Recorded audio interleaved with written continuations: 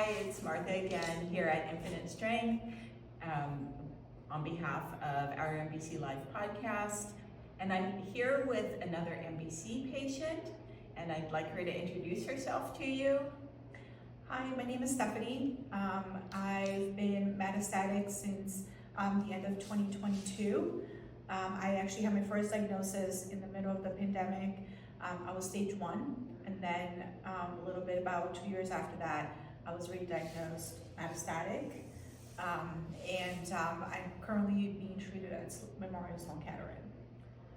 So before the camera started going, I learned that this is your first conference that you've ever attended. Yes. Can you tell me what drew you here?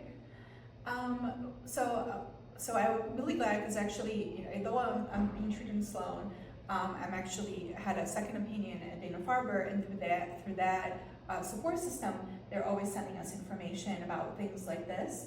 And it was, well, first it was great that it fell on a Saturday, and the content, like just being able to be with these oncologists and be with the community, right? I was hoping that was going to be other women who are going through this, because to me that is fundamentally the most important thing that has come out of this experience is my network of women who are actually going through this, and I can talk freely about some of the the things that you probably wouldn't talk about your normal friends, is what I call them. So yeah. What are some of the things that you've learned here today? A lot of the things about like sexual health, I will take away. I took some notes. We used to have I have a my cancer friend, and we call ourselves cancer friends. She would tell me all about the vaginal estrogen. She's like, you need to go take it. I'm like, I don't know, like that doesn't sound right. You know what I mean? No, you gotta go talk to your oncologist. And now I feel like she's been like vindicated based on the stuff that was shown here today. So I learned so much about that. I think there's it gave me a lot of things to think about as I come back to my oncologist and my day-to-day, my daily treatment.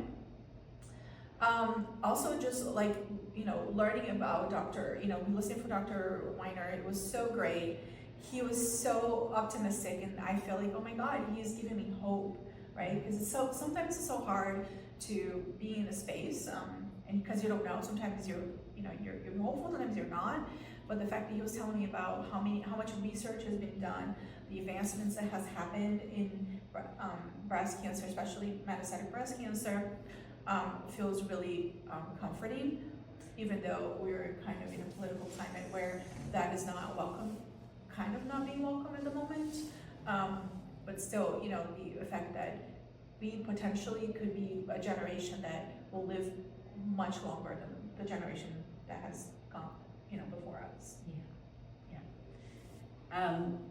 So when I first met Stephanie, she was telling me about how the podcast has helped her, and I just kind of want her to give us a little insight into how. Oh my gosh, my whole metastatic breast cancer education came from the podcast through and through. All the resources, I was so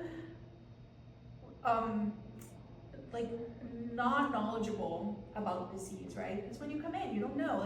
I was stage 1, right? And maybe it's common for early stagers. You don't really learn about the disease, right? You're just okay, I have stage 1. I'm gonna do my treatment, and life will go on, and I'm gonna be a warrior. I'm gonna be a survivor, and whatever.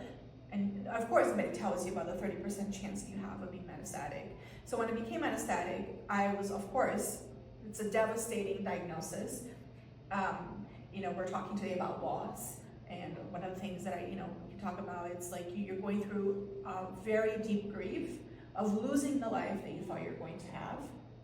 And so I was at the moment super thirsty for community, for knowing other people, how do you live with this, how do you deal with this? And I came, I found the podcast. And I think at that moment when I found the podcast, you guys must have been already in season 2 or 3.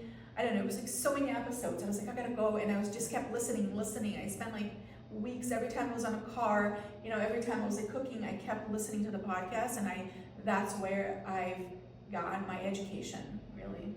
Yeah, I have to tell you, it's like very gratifying to hear that, because sometimes, you know, because it's a podcast, Yeah. you don't know who's going to be listening. And I imagine like the conference, once that goes up on the screen, it will be a similar thing where it's providing so much hope and information to everybody. Yeah, I'm really glad I met you. Yeah, I'm so glad that you guys are actually a resource for all of us. You know, it's been super important. And you guys bring some of those, you know, the doctors are here today. We bring it to the podcast. Oh yeah. And then we learn so much from those experiences, and also from the lived experiences of other people and women that have gone, they're living through this, right?